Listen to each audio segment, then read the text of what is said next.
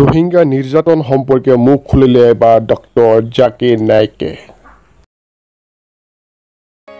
ম্যানমাৰৰ ৰাখাইন প্ৰদেশত ৰোহিংগাসকলৰ ওপৰত অত্যাচাৰ, নিৰ্যাতন, ধৰ্ষণ আৰু হত্যাৰ ঘটনাক বিশ্বজুৰি নিন্দা জনাইছে।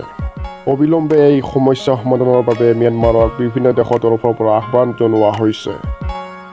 সম্প্ৰতি ম্যানমাৰৰ ৰোহিংগা মুছলিমসকলৰ ওপৰত হত্যা, নিৰ্যাতন আৰু নিপীড়নৰ ঘটনাও দুখ প্ৰকাশ কৰিছে ইছলামিক বক্তা, লেখক আৰু ধৰ্ম প্ৰচাৰক ডক্টৰ জাকিৰ নাইকে।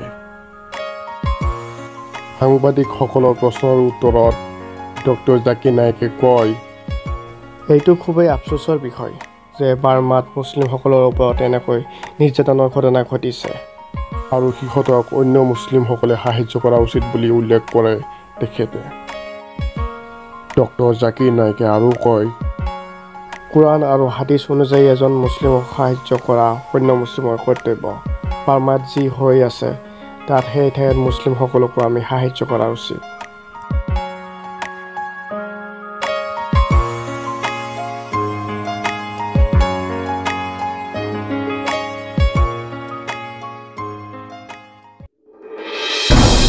লাইক, কমেণ্ট, শ্বেয়াৰ, ছাবস্ক্ৰাইব আৰু বেলটো বজাই দিয়ক যাতে নতুন ভিডিঅ' চোৱাত সুবিধা হয়। সম্পূৰ্ণ বিনা খৰচ।